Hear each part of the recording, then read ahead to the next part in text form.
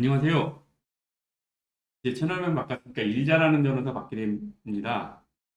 제가 검찰에서 조사, 저번에 연락 왔을 때 어떻게 해야 되는지에 대해서 영상을 찍고 나서 경찰에서 조사를 받을 때, 실제로 조사를 받을 경우 어떤 걸 어떻게 해야 되는지에 대해서 안내하려고 했는데 조금 늦었습니다. 늦은 부분 양해해 주시고, 지금 계속 설명드리겠습니다. 우선 경찰, 검찰 다 똑같습니다. 이 수사기관에서 이게 조사를 받을 때 중요한 게 사실 제일 중요한 거는 1번, 2번, 3번이 제일 중요해요.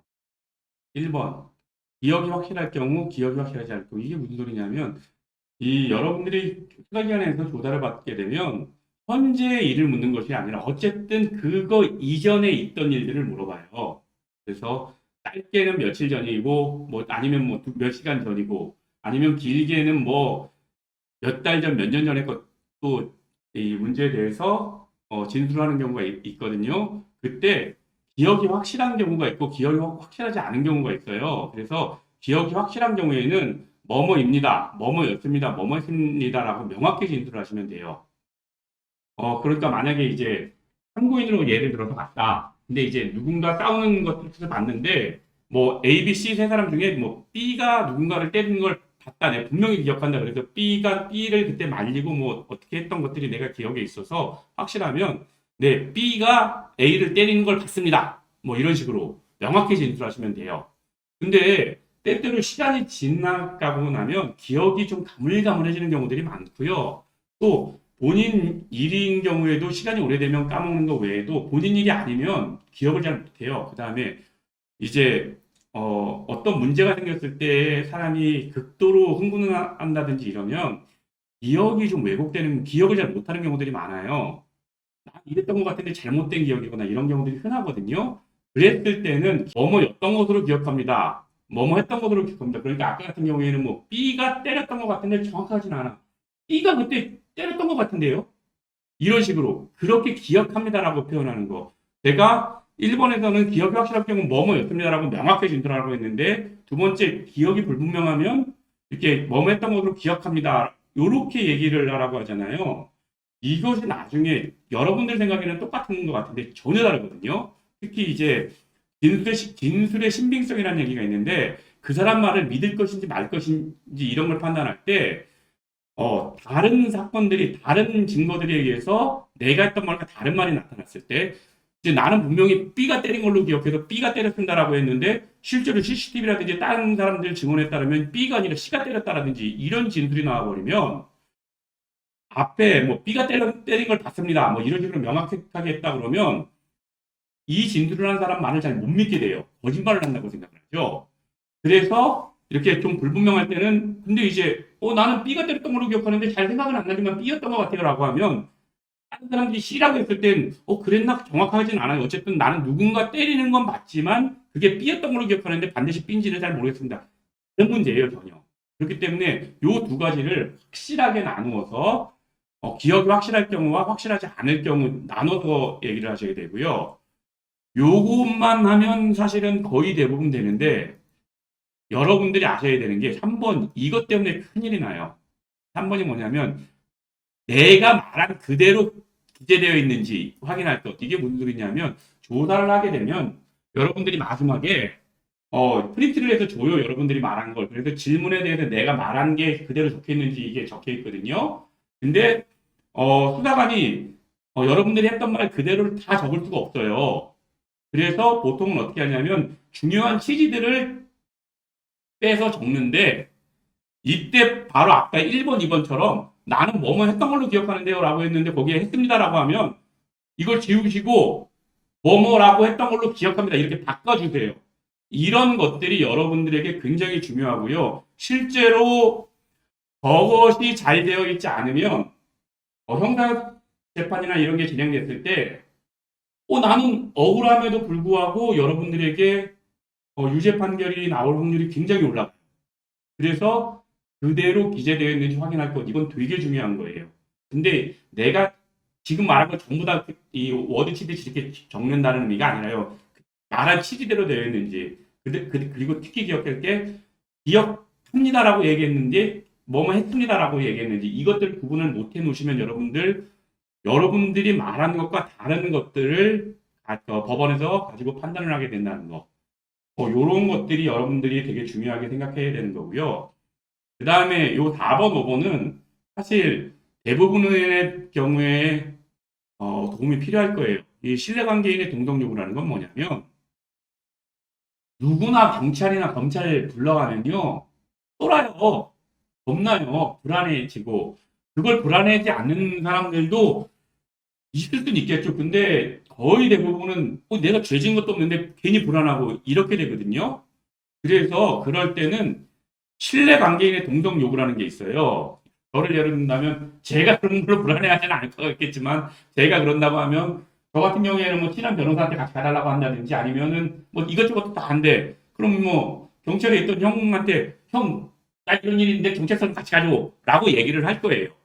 이렇게 신뢰관계인을 동석을 요구할 수 있는데 이거의 단점은 뭐냐면 이 신뢰관계에 있는 사람이 참석하는 게 필요한지 여부를 검사나 사법경찰관, 그러니까 수사기관에서 그걸 판단하게 돼요. 이게 대법원 판례거든요. 그래서 요거는 우선은 좀 불안해 하시면 이거는 이런 제도가 있다는 걸 알고 그러면 나 불안하니까 뭐 나 친한 누구랑 같이 가도 되겠느냐 이런 것들을 물어보세요. 그래서 뭐 그러시라고 하면 같이 가시면 되고요. 5번 변호인의 참여는 뭐냐면 경찰 조사를 받을 때는 누구나 당연하게 변호인과 함께 수사에 참여할 수 있어요.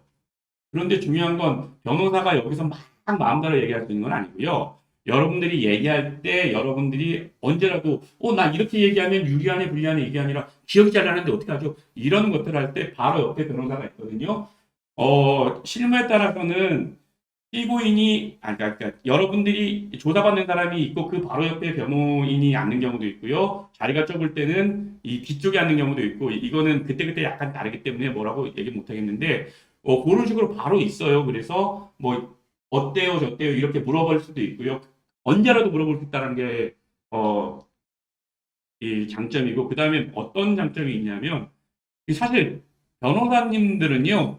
기억이 확실한 경우, 기억이 확실하지 않은 경우 이거 당연히 다 구별해요. 이거 구별 못하는 변호사는 없어요. 왜냐하면 이걸 가지고 변호사님들이 증인신문 같은 걸 할 때 다른 사람들을 탄핵하고 해서 유리한 판결을 받을 수 있도록 노력을 하거든요. 민사 재판에서도 마찬가지예요. 이거는. 그래서 변호사님들이 다 알아요. 그리고 특히 이제 그대로 기재되어 있는지에 대해서 내가 말한 취지대로 되어 있는지라고 했잖아요. 이것이 법정이나 여기 가서 내가 말한 것과 다르게 적혀서 어떤 불리한 점이 있을지 이런 것들을 변호사님들이 수사 참여하게 되면은 그 막 계속 들으면서 판단하거든요. 사실 저 같은 경우에는 수사 참여를 하려 그러면 솔직히 말하면 되게 가기 싫어해요. 힘들거든요. 수사 참여 가면. 수사 참여 가면은 뭐 변호사 아무것도 안 하고 놀고 있어요라고 생각하는 사람도 있는데 뭐 그런 변호사님들이 있는지는 모르겠어요. 근데 제 예를 저 같은 경우에도 수사 참여를 해보면 물어볼 때 이 경찰이나 검사님이 물어볼 때 이걸 왜 물어보는지를 막 판단해요. 그 다음에 이분이 이 같이 조사받는 분이 얘기를 하면 이게 어떤 식으로 영향을 미치겠구나. 그 다음에 이제 이 대답하기 곤란한 거, 이제 사건과 별로 관련 없는 것 같은 경우에는 양해도 하고 잠깐 멈춘 다음에 이분과 따로 얘기를 해서 이런저런 것 때문에 물어보는 것 같다. 뭐 근데 이거는 지금 다 말해야 것 같다. 이런 조언들을 다 해주거든요. 이게 변호인들이 사실 이거를 참여하는 건 싫어하지만 솔직히는 형사재판에서는 무죄라든지 유리한 재판을 받기 위해서는 굉장히 필요한 부분이에요. 변호사 참여가. 근데 이게 뭐 그렇다고 해서 변호사한테 무조건 가주세요. 이러지 마세요. 변호사들이 솔직히 별로 안 좋아하고 또 이 돈도 지불해야 되는 것들이 생기거든요. 근데 어쨌든 변호사님이 가셔도 하는 것들이 1번, 2번, 3번 요 기억이 확실한 경우에 진술이라든지 확실하지 않은 경우 그래서 변호사들은 너무 확실하지 않으면 그냥 이랬던 것 같아요라든지 이렇게 얘기를 하라고 얘기합니다. 이유가 뭐냐면 여러분들이 가지고 있는 기억이라는 것이 사실 왜곡될 수 있다라는 거예요. 시간이 흐름에 따라서 왜곡될 수도 있지만 그때그때 상황이나 이런 것 때문에 왜곡될 수도 있거든요. 이런 거 관련돼서 그때 제가 대학원에서 범죄 심리학을 공부했거든요. 유지현 교수님 밑에서 공부했는데 골치거리 학생이었죠. 어쨌든 제가 그분 밑에서 공부를 하면서 기억이나 이런 것들에 대해서 해보면 사람의 기억이라는 것이 때때로 굉장히 잘 왜곡될 수 있다라는 거. 그렇기 때문에 너무 확실하지 않으면 뭐 했던 것 같아요. 뭐 이런 식으로 얘기하라고 하는 게 일반적으로 변호사들, 특히 저 같은 경우에는 그렇게 조언을 합니다. 그 다음에 3번, 진술한 내용이 그대로 기재되어 있는지 확인할 것 같은 경우에도 실제로 저 같은 경우에도 이 수사기관에서 기재한 서류를 주면 이거를 같이 읽어요. 근데 이제 같이 읽으면서 우리가 말했던 것과 다른 표현이 되어 있다든지 이제 같다고 생각해서 적었지만 우리가 얘기한 것과는 다를 수도 있는 부분들이 있거든요. 똑같이 그 녹취하듯이 적는 게 아닌 이상 그렇기 때문에 그런 것들에 대해서 이렇게 얘기하지 않았느냐 저렇게 이렇게 얘기를 해서 그 부분을 수정하기도 하고요. 이런 수정이 굉장히 중요하고요. 실제로 제가 무죄를 받았던 사건 중에 하나는 바로 그러한 부분을 잘 지적하고 수정하고 결국에는 그 부분이 저희가 진술한 것과 다르게 계속 수사기관에서 기재한다라는 취지로 재판 법정에서 주장을 했고 그래서 뭐 그러한 것들과 다른 것들을 합쳐서 무죄를 받은 것도 있거든요. 그렇기 때문에 여러분들이 요 1, 2, 3번 요 세 가지, 이 세 가지 기억이 확실할 경우, 확실하지 않을 경우 어떻게 말해야 되는지, 그 다음에 자기가 한 말이 그대로 기재되어 있는지 확인하는 것. 요것만 잘하면 사실 변호사가 꼭 참여해야 되는 건 아닙니다. 그래서 여러분들이 수사에 참여했을 때, 수사에서 조사받을 때 결국 이 부분을 깊게 생각하시고 여러분들이 억울한 일에 당하지 않도록 이렇게 하시고요. 지금 얘기한 이 수사기관에 가서 해야 될 일은 이거는 성범죄와 관련된 것도 역시 마찬가지예요. 모든 사건에서 다 이거는 통용되는 방법이고요. 다만 이제 제가 이 이전에 올렸던 경찰이나 검찰 이런 수사기관에서 연락이 왔을 때 해야 될 조치들은 성범죄와 관련된 것일 때는 그걸 그대로 하면은 문제가 도리어 생길 수 있거든요. 그래서 그때는 그거 영상은 제가 추가적으로 지금 작업을 하고 있습니다. 예, 시청해주셔서 감사하고요. 구독과 좋아요 부탁드리겠습니다. 감사합니다. 이 석사학위를 범죄 심리학을 했어요. 그래서 심리학 쪽을 공부하다 보니까 이런 부분에 대해서 이건 뭐냐면 제가 지금 오피스텔에 와서 오늘 사실은 이제 오늘 제가 휴가를 내서 쉬고 있었어요. 놀면서 이걸 하나 쓰고 있는데 갑자기 촬영 중간에 띵동 그러더니 가스 점검하러 제 놀이터에 오셨네요. 그래가지고 잠시 녹화가 중단됐다 다시 해가지고 아까 아마 10분 정도쯤에 맞나? 10분 정도쯤인 것 같아요. 10분 몇 초쯤에 제 얼굴이 갑자기 확 바뀌거나 막 이런 게 있을 거예요. 그거 왜 그러냐면요. 그때 그 검침원분이 오셔서 하셔갖고 제가 잠깐 녹화가 중단돼서 그랬고요. 원래 다른 영상들은 전부 제가 원샷으로 찍어요. 이건 뭐 제가 뭐 이걸로 어떻게 해보려고 아니라 즐겁고 재밌고 취미생활로 하는 거다 보니까 이게 좀 끊지 않고 그냥 쭉 가서 하거든요. 그래서 혹시 이 퀄리티가 좀 떨어지는 부분은 양해해 주세요. 양해 안 해주시면요. 그래서 봐주세요. 뭐 어쩌겠어요. 제 능력이 안 돼갖고. 예, 즐겁게 시청해 주셔서 감사합니다. 고맙습니다.